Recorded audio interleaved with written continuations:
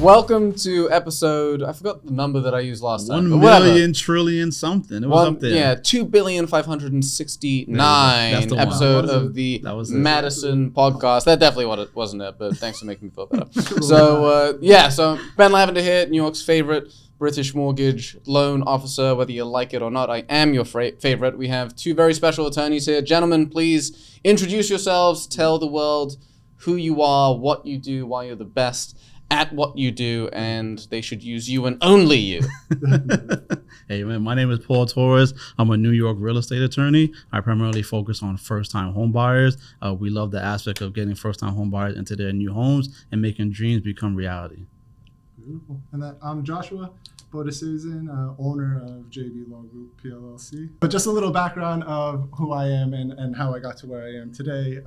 Me and Paul studied in 2012. We started at Torres Law School, graduated in 2015. That's kind of when I really hit the ground running. Started with a partner for 1 year. So we actually got sidetracked. So for those of you just catching in, we recorded this intro before and we had a technical issue. So we're redoing the issue, but I did want to visit this. Obviously, Joshua, you can't go into tremendous detail, but can you kind of dive into like some lessons that you learned there with your previous partnership that wasn't, because that, again, without going into too much, but it's good for people to learn. I feel anyone entering business, it's important. It was definitely one of the biggest learning experiences in business for me, was having not a partner that I didn't like, but a partner that, the two sides weren't putting in the equal work. So, it's difficult to try to not push somebody out, but to try to move on to your own thing once you're already kind of involved in something. But, you really just have to look at yourself and where you want to be in 5-10 years. And if you don't see it working out where you are now, then it's always the best move to keep on moving. I think they even say people who switch jobs every 3 years make like 50% more money than somebody else. So comfortable is okay, but if you could do more, do more. And if you have to push yourself a little bit to do more, that's okay. Don't be afraid. I had a book of clients. I didn't know if they were going to be coming with me, if they weren't going to be coming with me, but I said, you know what, forget it, take the leap of faith, and God willing, it worked out. Yes, evidently. Doing fantastic. If there was one thing that you could have done differently in the very beginning to make it, maybe it just wouldn't have worked out, period, but if you think there was one thing that you could have done, what would that be? Define roles. Everybody is responsible for something. Right. And as long as everybody knows I have to execute this, you have to execute that, and it'll get us to our end goal, whatever that may be. It doesn't have to be real estate, it doesn't have to be law, whatever it is. As long as you guys know, who is in charge of what department and how you guys can help yourselves get to the end goal as efficiently as possible, then that'll definitely save you a lot of headway in the end, because maybe that person's waiting on you to do something. Maybe you're waiting on that person to do something. So and have it in writing. Yes. Right. Yeah. Not just a we'll friendly reminder. Don't forget, you said you were going to do this. Because most of the time when you go into business with somebody, you guys are friends. Yeah. So it's a touchy subject, but like a will. It's something that nobody wants to talk about. But you have to. But you have to. Yeah, gotcha. All right. So moving on, let's go back to, again, what we were talking about before. So a common theme that I'm seeing with, home buyers these days, it was more so actually like during COVID, because I feel like COVID brought the worst out in people in terms of like just straight up anger. I felt like everyone I was talking to was on a tremendous dose of testosterone. Like every single person was like, how you doing? I'm doing great. Why are you asking how I'm doing? It was just like, everyone was just kind of crazy. Yeah. It's like, I sound it. Do you believe me? Yeah. But it's home buyer frustration level, right? And just general experience from start to finish, especially here in New York. It's different out of state. New York is an attorney state, for those of you that are not aware. So in other states, it's much easier, right? We do business in other states, and closings are much quicker. They're smoother. There aren't any title issues. It's very, very rare. So which you're is saying it's awful. Yeah, it's the fault. Paid for something. I know, right? It's the fault of the state. Yeah. So what do you guys feel that you do differently to appease your clients, make them feel better, make them feel a little bit less stressed? Obviously, you can't do everything, but what are the few things that you do? I mean, my main thing that we stress communication. Communication is number one, and it sounds cliche, but we really press on it. Like, I give my client my personal cell phone number, the same number my wife has, my clients have, and I do that for a reason. It's not a second phone. No, it's not a second phone. It's one phone, and I do that for a reason because I understand where they're coming from. I understand they're spending a lot of money, they're making a big decision, and they don't really know what's going on. So they need someone to reach out. Sometimes they just want to vent to me. We may not even talk about the contract. They just want to talk. And I want to give them that because I know at the end of the day, that's going to smooth out the process. Because, these average, they take about 45 days to close. And so we're talking about a month and a half where just every day stress is just building.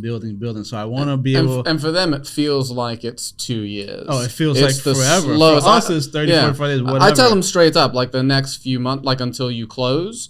it's going to feel like you're kind of stuck, like it's Groundhog Day. It's going to move so freaking slowly. Right, but addressing that up front, right, is what kind of makes it a little bit less stressful for them. So when we actually, every client who comes in initially for the contract signing, what we do is we run them through the entire process from contract signing that they're doing at that moment to the closing when they buy the house. And we let them know, in between the contract signing and the closing, you guys are doing what you need on your end, and the seller's clearing their title. So we explain to them that they're pretty much in just a waiting game, and getting you the documents until everything's cleared. So assuming they do get everything on time. And I always stress that when the bank calls you, answer. Yeah. When they say send me a document, don't send it tomorrow. Send it the same day. Right? I always stress time. Time is everything when it comes to closing, as we know. So we like to say speed fixes everything. Yeah. So that's why, we push our closing times and all that stuff, because it just makes everything easier too. We'd rather be ready to close and wait a month, and sometimes longer, unfortunately, for the seller to be ready to close. So like a common thing that I see, and it's really, really dumb, right? It's when I tell you this, it's so idiotic that like the number one issue that I get with clients and like attorneys is really having an established closing date. So like what happens is like they'll go, oftentimes they'll actually meet the seller, and the seller's like, yeah, we'll be ready to close in 30 days, 45 days, whatever it is. And then the contract comes and it's like 60, it's on or about 60 to 90, which for those of you that don't know, gives each party an additional 30 days. Correct me if I'm wrong. Plus, So like that happens frequently, and then they sign the contract not knowing that. So I assume, we've done deals together, so I know you guys handled this well, but like going over closing date is simple, but it's something that you guys do. Yeah, we have clients that come in and say, I want to close in 30 days. I look at them in the eye and say, that's probably not going to happen. I'm going to be real with you because I want you to have realistic expectations, because I don't want 30 days from now you're calling me and saying, Paul, how come we're not closed? So I always said it from the very beginning. It's probably going to take 45 to 60 days. We're going to try to close as soon as possible. If we close early, great. But this is probably how long it's going to take. Yeah, but the reality is that they respect you more for being honest with them. Yeah, they appreciate that. Yeah. They appreciate that. At this point, when they're buying a house, a lot of people are telling you whatever you want to hear. Yeah. Which is, it hurts them because, they're expecting what they were told. And then they get the contract and it says what you were told doesn't matter. Yeah. it's all on you. Whatever you see, it's as is. Don't rely on the broker, So to go back a little to what you said and kind of what stands us apart again, the communication and how we really take the time to explain everything to you as if you're family. We don't want any surprises because, like I said again, they're always very suspicious of everybody. Yeah. So, something goes wrong, they come after me, they come after you trying to, why wasn't this explained? So if you could avoid it, And put as much as possible in writing as well. Yes. Because people have, selective memory when it comes to things. And we've learned, over history, like we'll have a conversation with someone, say the same thing, maybe, I'm not exaggerating, like 8-9 times over a 4-week period. And then it's like, you never said that. And what I realize is like sometimes in conversation, people legitimately have selective hearing. Like they'll only register the parts of the conversation. Like, so if you're telling them something that they don't want to hear, they're not absorbing it because they don't actually want to hear it. Yeah, but back to what you were saying about like being straight up with them, I honestly I do that on purpose. Because I find that it's a very big trust building exercise. Yeah. So if I find that they say something to me, like in the beginning, they said same thing, that we're going to close in 30 days and you can give me an interest rate that's 5% under market. Like the first thing is like, I love you, but I can't pull that off. Right. I could pull off a 3-week closing, a 2-week closing. We do that all the time, but I can't do that if the seller isn't ready to close. Sure. And then 9 times out of 10, you always get those clients who are like, I want to see if I can get that better deal that doesn't exist somewhere else. But 9 times out of 10, like they really do respect you. And it's like, okay, this guy is straight up with me.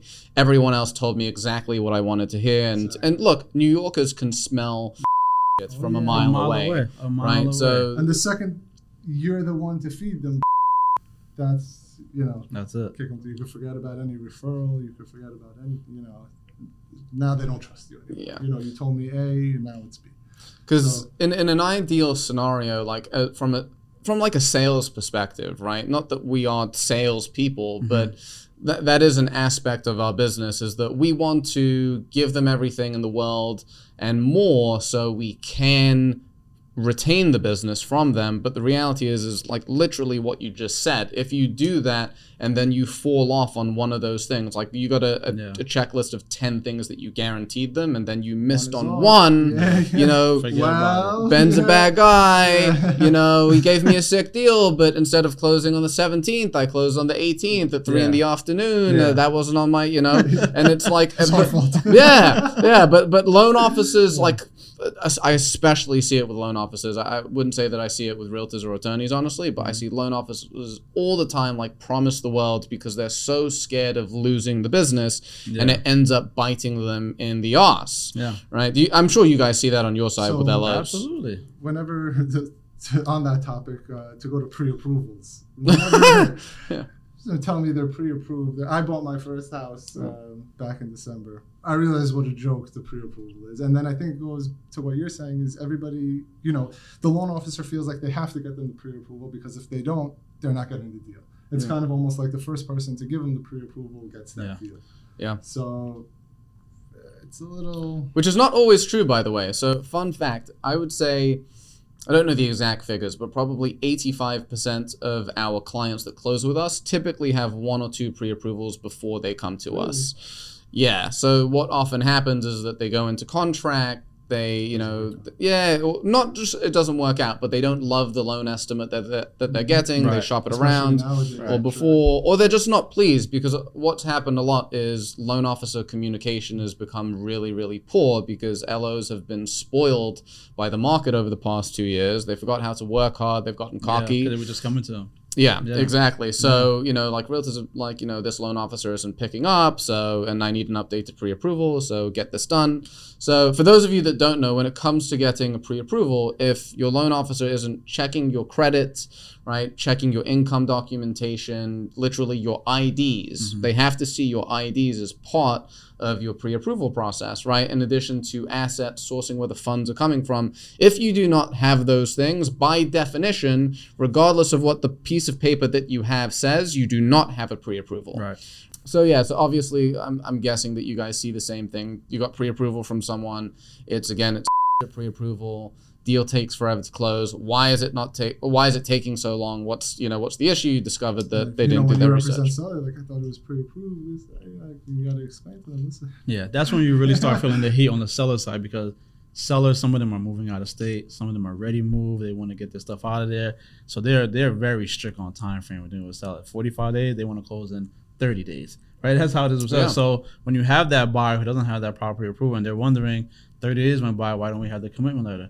Now the buyer's attorney is asking me for an extension. Yeah, I got to get explain the that to my email client 2 weeks, and say, look, they need a 2-week extension. You know, either we can void the contract or get into 2-week extension. We void the contract, we got to put it back on the market. So now their head is all over the place. So it goes back to communication. It all goes back to communication, getting the proper things done the right way. It's so basic. It sounds basic, but for whatever reason, it just gets steered in so many different ways. But if you stay on that path, straight line, it'll get you there much quicker.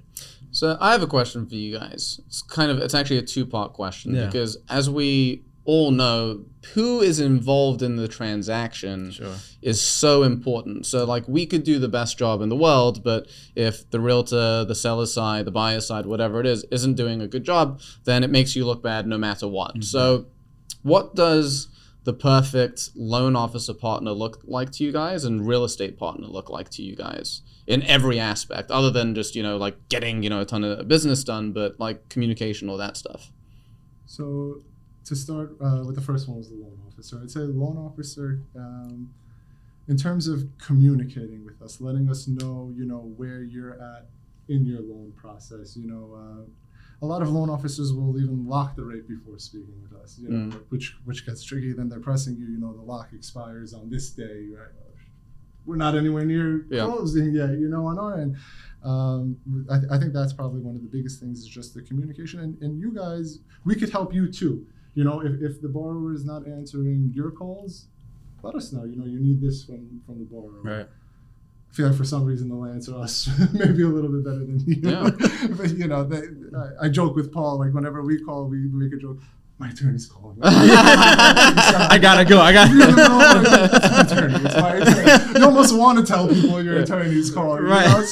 So we could help your process also. Getting you to that point. So I think just well, what would make your job easier from the loan officer side, if anything? On the loan officer, I would say just keep us informed. When's the appraisal? What did they come in at? What do you need for their commitment? Do I need an extension? Don't surprise me. Don't have, because at the end of the day, when it comes to our side and the seller's attorney, we like to keep that communication and that relationship very good, because I mean they need them to give me a break on something. Yeah. I may need an extension. And all you attorneys, you work together. I don't want to call them and say, hey, look, things are not going well out of nowhere. I want to keep them informed. Say, look, we're having some issue. Give me the 2 weeks. Give me the 2 weeks, and then we'll work it out. And that's another big thing. Relationships really matter. It's very big. You run across the same attorney. Everyone knows each other in this business, especially in our market. It's such a small world. If you, let's say, you use us as an attorney, and then your seller is using somebody that we're very close with, the whole transaction is smooth.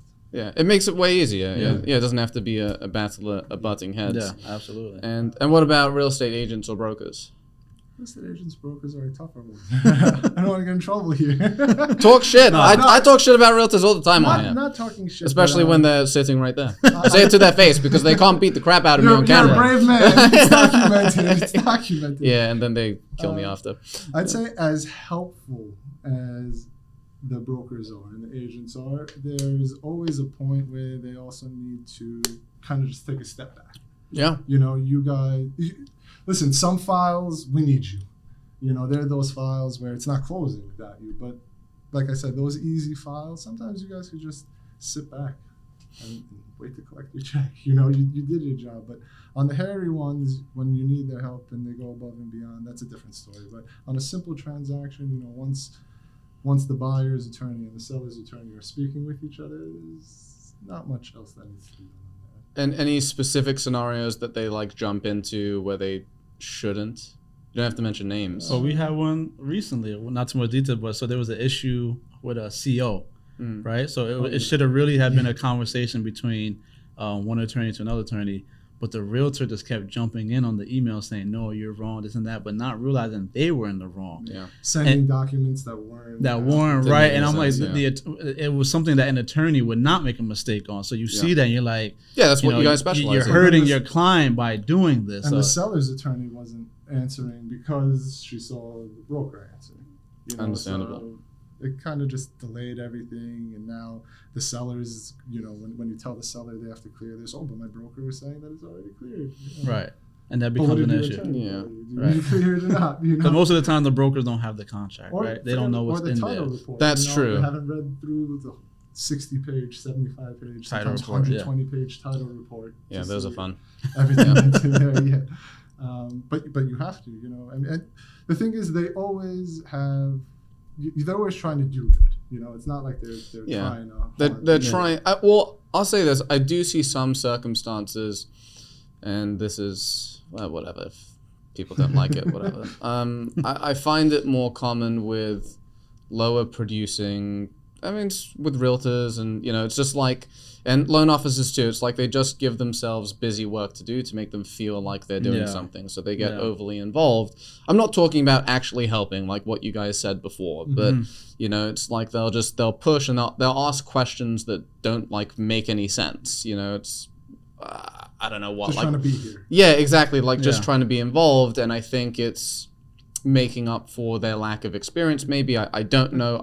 I will say this: I haven't seen that in quite a long time, which is nice. Yeah. But that definitely does happen. But going back to like what could actually help, like really really simple things like I got the other day, which I wish I got more often, was this broker on the transaction just sent out a deal sheet, you know, with everyone involved, which I don't actually see that much these days. We always get that. Yeah, I'm very particular on the deal sheet, and I love when I'm representing a seller, and the realtor gives me a deal sheet that's just completely. It's amazing. We know who everyone is. Information. Oh my God, Email, it's incredible. Address, what's the loan amount? What kind of? I mean, I love, and then sometimes you get one with just the buyer and the seller's name. And I'm like, this is all I get. Yeah. So now I gotta call you. You know, so I love when they fill out all the information. That's the best. Yeah, makes life easy. Yeah, you know? It really does. It just goes to the seller's attorney, because the seller's attorney has to go off of something to draft the contract. So before you draft the contract, the broker usually sends you the deal sheet. It has all the terms, and then we know as the seller's attorney how to draft the contract based on the whatever your terms of sale. Gotcha. Okay, another question for you guys. What shift have you seen change from, you know, the COVID years to now with like where sellers' heads are at and buyers' heads are at?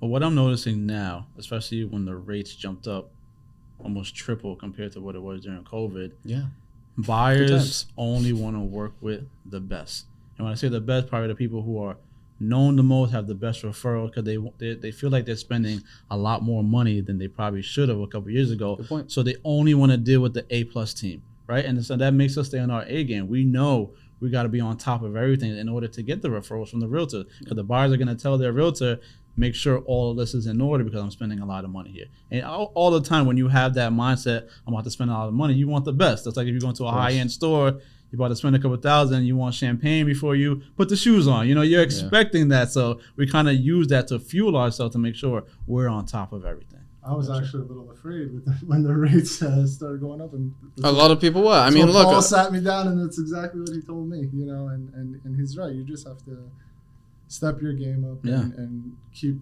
trucking forward, and, you know, God willing, it'll come your way. Yeah, and people are always going to buy houses. I mean, we were talking about it this morning, that industry-wide, you know, on the mortgage side, production, and thank God we're nowhere close to this, but production is down 25% compared to last year, so down 75% total. Yeah. You know, so you have to be on your A game. What about sellers, though? Have you experienced a shift with them? Are they still like trying to hang on to those prices from last year? So, just touch back on the last question again, like the difference that we saw from the beginning of COVID to now. Beginning of COVID, no sellers almost, I'd say. You know, we're really representing the first 2 months of COVID, I'd say almost full months of just refis. Yeah. That's when the rates were beautiful. You know, everyone was refinancing and taking advantage of that. A lot of SEMA transactions, you know, so they could save on the mortgage tax. And then you had your buyers coming in, you know, everybody who no longer wants to live in the city, let's say. And that's when the city rents, I think, really tanked. Yeah. So everyone was buying houses coming out to the island. And then as COVID started wearing off a little, we started seeing a lot of sellers come in. Maybe people who realize, you know what, we might miss this boat. You know, the value is as high as it's going to be. And most people that we saw selling got out of state. Really? Yeah. Where are they moving to? A lot, North Carolina, Arizona, Georgia.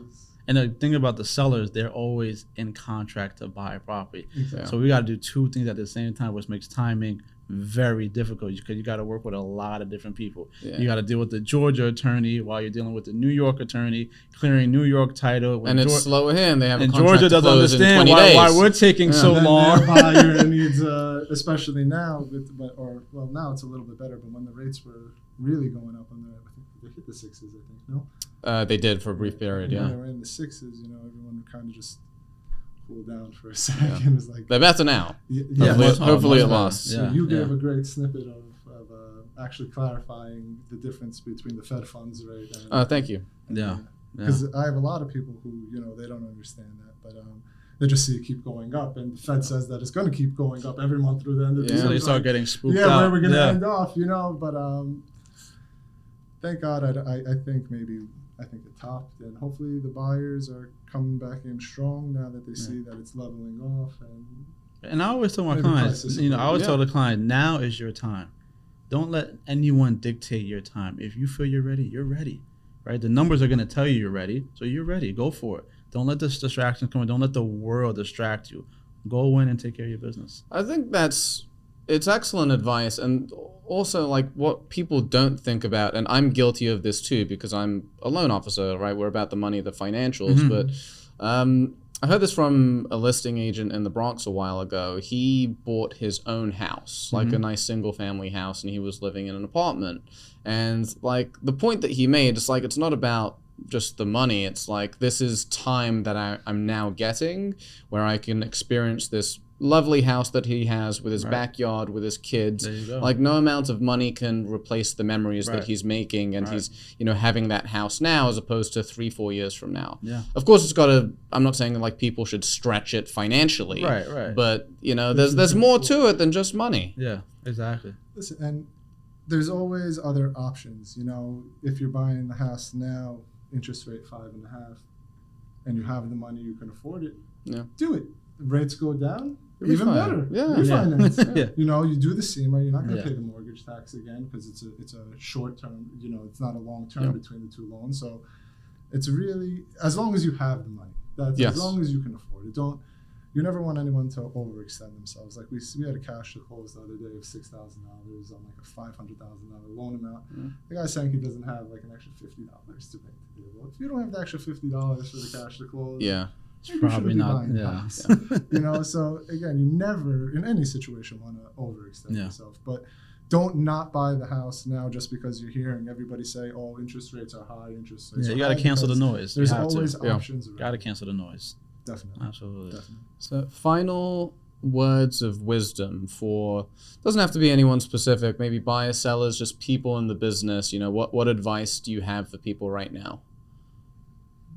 I mean, just in life in general, just keep your foot on the pedal, man. This world is full of distractions from everywhere, from work, your phone, the gas station. It's just all over. It's just full of distractions. You got to have your plan, know what you want to do, and execute it. Know your why, know what you're trying to do, and just execute your plan. Don't veer off the plan to execute. I love that. To add on that a little bit, maximize your potential and don't miss out on opportunities because you're scared, basically. To kind of go back to when I started my own firm. There was an opportunity. Was I afraid? Yes. But at the end of the day, if you could kind of bite the bullet and put your legs behind it, it'll get you where you need to go. That's excellent advice. Very entrepreneurial, by the way. So, which takes, I feel, consistent effort and pushing, and it's not just having tough skin. Like something I say often is that you have to have the ability to take punishment, which sounds really hard, but it's true. It's true. During It is COVID, true. we were losing X amount of dollars every month. Yeah. When everybody was home, didn't lay anybody off, still paid rent. Maybe shouldn't have paid rent. Yeah, right. Times were I tough. don't know how many people didn't pay rent, but stupidly maybe still paid rent. But it's part of the game. You just have to trust the There's process. always going to be ups and downs. As long Always. as you do what you have to do and you stay behind it, God willing, it'll pan out. Foot on the pedal, keep pushing. Gentlemen, thank you so much. Pleasure. Thank you. Appreciate you. Thank Thank you. you. Thank you. course. Thank you. Thank you. We out.